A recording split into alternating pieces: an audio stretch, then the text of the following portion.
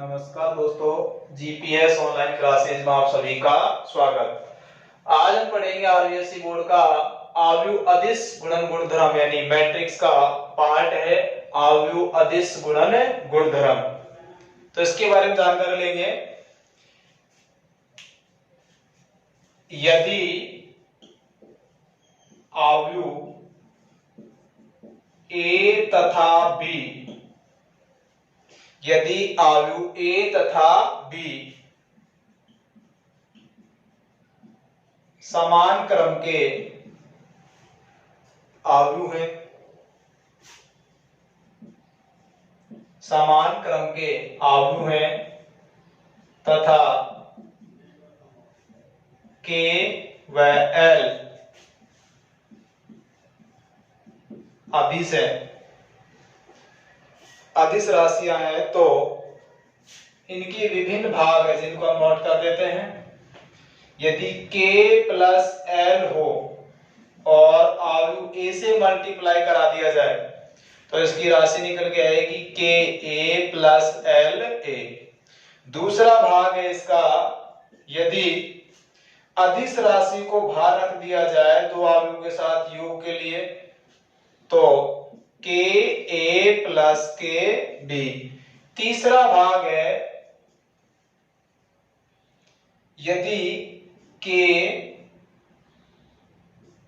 L A इस प्रकार कोई राशि हो तो इसको हम इस प्रकार भी लिख सकते हैं एल के ए, यानी ब्रैकेट को कहीं भी रखा जा सकता है या फिर इसको इस प्रकार भी लिख सकते हैं। ठीक है। नेक्स्ट है चौथा भाग, यदि इकाई आव्यूह को a से मल्टीप्लाई करते हैं यानी आव्यूह से मल्टीप्लाई करते हैं तो वही आव्यूह प्राप्त होता है। इसी प्रकार लास्ट है इसका, यदि किसी आव्यूह को ऋणात्मक राशि से मल्टीप्लाई कराया जाए तो वो ऋणात्मक आव्यूह ही प्राप्त हो जाता है। नेक्स्ट पढ़ेंगे दोस्तों गुणन प्रतिलोमी आव्यूह, जो कि अपने आप में महत्वपूर्ण है।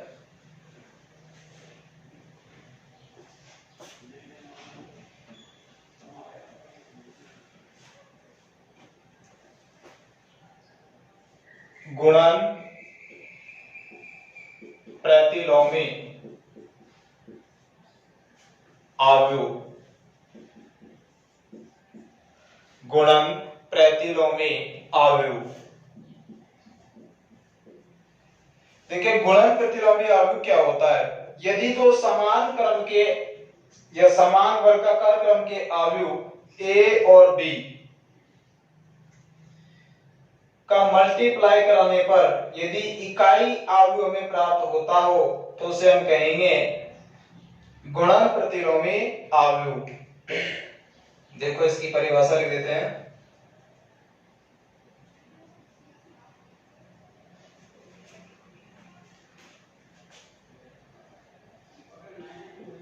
यदि समान क्रम के आव्यूह, समान वर्गाकार क्रम के आव्यूह ए तथा बी, समान वर्गाकार क्रम के आव्यूह ए तथा बी का गुणन इकाई आव्यूह प्राप्त होता हो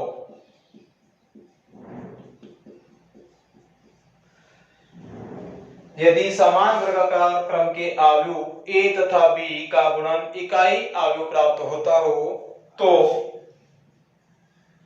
बी को ए का तथा ए को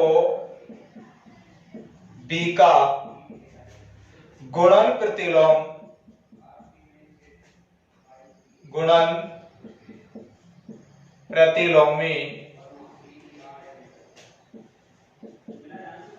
आव्यूह कहते हैं। गुणन प्रतिलोमी आव्यूह कहते हैं। जैसे दो आव्यूह रख दो, यानी ए और बी का मल्टीप्लाई करने पर ये होना चाहिए, फिर बी ए का मल्टीप्लाई करने पर भी है। दो आलू रख लेते हैं दोस्तों एग्जांपल के लिए, 1 2 2 2 5 4 3 7 5, 3 गुणा 3 क्रम का है। बी आलू रखो, 3 माइनस 4 5 2 है सब, -2 1 0 और इसका क्रम है 1 1 -1। दो समान क्रम के समान वर्गाकार क्रम के आव्यूह हो गए। भाई इसका क्रम भी 3 गुणा 3 और इसका क्रम भी 3 गुणा 3 वर्गाकार हो, लेकिन ये भी जरूरी होना चाहिए कभी इसका क्रम 2 गुणा 2 रह जाए, इसका क्रम 3 गुणा 3, यानी इनका क्रम भी समान होना चाहिए और दोनों आव्यूह वर्गाकार भी। तो मुझे याद करना है, पर मैं यहां साइड में लिख देता हूं ए बी। हम देख रहे हैं दोस्तों ए पहले आया है और बी बाद में, तो ए में तो हम चलेंगे पंक्ति वाइज और बी में चलेंगे स्तंभ वाइज, मल्टीप्लाई कराते जाओ। 1 को 3 से गुणा कराया 3 प्लस 2 को -2 से गुणा कराओ माइनस का 4 और 2 को 1 से गुणा कराओ प्लस का 2। ठीक है, 1 को -4 से गुणा कराओ, 2 को 1 से गुणा कराओ और फिर 2 को 1 से गुणा करा दो। ठीक, इसी प्रकार 1 को 2 से गुणा कराओ, फिर इसको 0 से गुणा कराया और लास्ट में क्या आएगा माइनस का 2। पहली पंक्ति कंप्लीट हो चुकी है। इसी प्रकार दूसरी पंक्ति को कंप्लीट करेंगे। 2 को 3 से गुणा कराया 6, 5 को 2 से गुणा कराया, लेकिन ये पद किसका आएगा माइनस का। ठीक, 2 को 1 से गुणा कराया 4। ठीक है, 2 को -4 से गुणा कराओ, माइनस का 8 मिल गया। फिर आया 5 एकम 5 और 4 एकम 4, 5 को 1 से और 4 को 1 से। 2 को -2 से गुणा कराओ, माइनस का 4, 5 को 0 से गुणा कराएंगे 0 और इसको प्लस से गुणा करा दो। भाई 2 को इससे गुणा कराया है, प्लस का आएगा पद पूरा ना, 2 दूनी 4, 0 और माइनस का 4। ठीक, नेक्स्ट देखेंगे थर्ड पंक्ति। 3 को 3 से गुणा कराया 9, 7 को 2 से गुणा कराया माइनस का 14 प्लस 5 को 1 से गुणा कराएंगे तो प्लस का 5। इसी प्रकार 3 को -4 से गुणा कराओ माइनस के 12, 7 को 1 से गुणा कराओ प्लस के 7 और 5 को फिर 1 से गुणा कराया प्लस का 5। लास्ट में एक पंक्ति का एक मान और ज्ञात करना है बस केवल। 3 को 2 से गुणा कराओ 6, 7 को 0 से गुणा कराया 0 और -1 5। अच्छा, 4 3 और 2 5 हो गए, 5 में से 4 गया तो 1 बचा, इसका मान 0 हो गया, इसका मान भी 0 हो गया। इसी प्रकार इसको हल किया 0 9 में से 8 गया 1, इसका मान 0, इसका मान 0, इसका मान भी 0 और इसका मान कितना आया 1। हम देख रहे हैं कि इसका क्रम क्या निकल के आया, इकाई आव्यूह। याद रखना दोस्तों, यदि हम b इंटू ए ज्ञात करेंगे तो अभी हमें यही मिलेगा, तो इसलिए हम कहेंगे कि a b का तथा b a का गुणन प्रतिलोमी आव्यूह है। नेक्स्ट पढ़ेंगे शून्य के भाजक। शून्य के भाजक,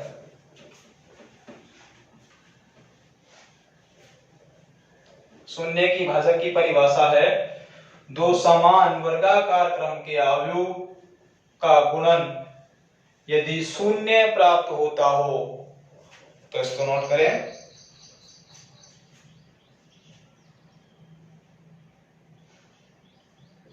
दो, पहले तो इसकी टाइप लिख दो, शून्य का फिर शून्य के भाजक।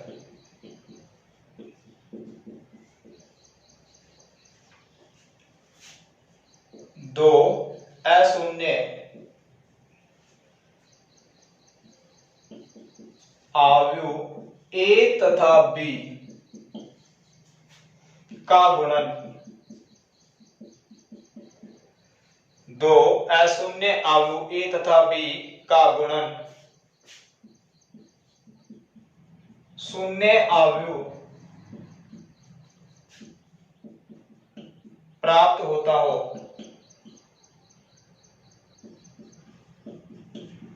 तो वह अवयव शून्य के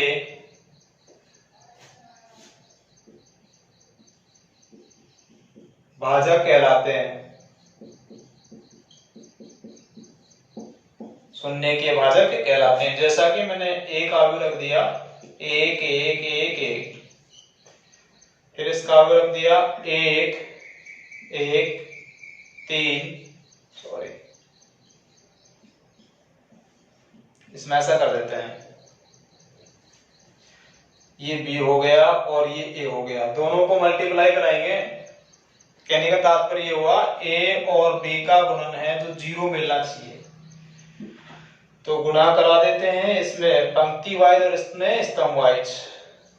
एक को एक से गुणा कराया एक, फिर एक को -1 से गुणा कराया -1, एक को इससे गुणा कराया -3, फिर एक को इससे गुणा कराया +3।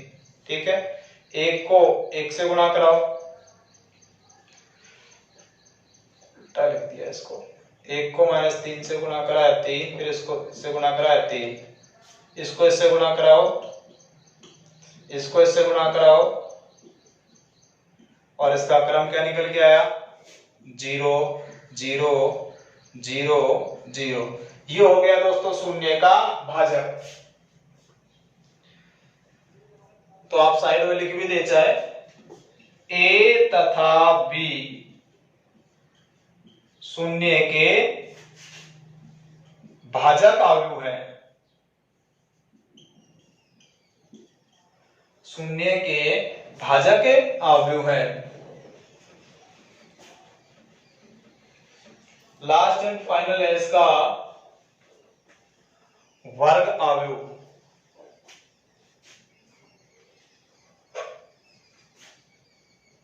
वर्ग अवयव की धन पूर्णांक घात,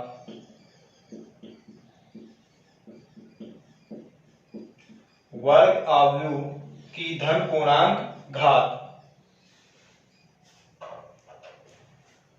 अब बीमारी याद आती है कि वर्ग अवयव क्या होता है। यदि किसी एक अवयव ए को उसी क्रम के अवयव से गुणा करा दिया जाए तो उसे वर्ग अवयव कहा जाता है। जैसे मैं बोल देता हूं, यदि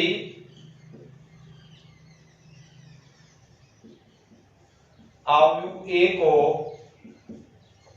स्वयं से गुणा करा दिया जाए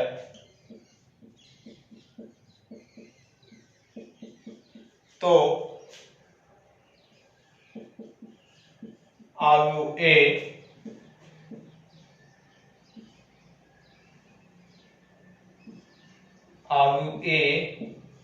का वर्ग अवयव यानी ए का स्क्वायर प्राप्त होता है। ठीक है, का अवयव प्राप्त होता है। ए को यदि ए से मल्टीप्लाई कराओगे तो ए स्क्वायर मिलेगा। अब बात ये आती है कि ए स्क्वायर को यदि ए से गुणा कराएंगे तो ए की घात 3 प्राप्त होगी, ए की घात 3 को ए से गुणा कराएंगे तो ए की घात 4 प्राप्त होगी।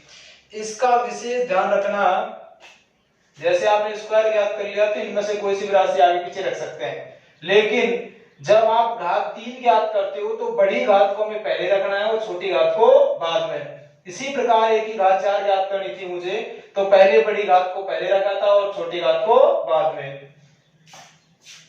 उसके बाद है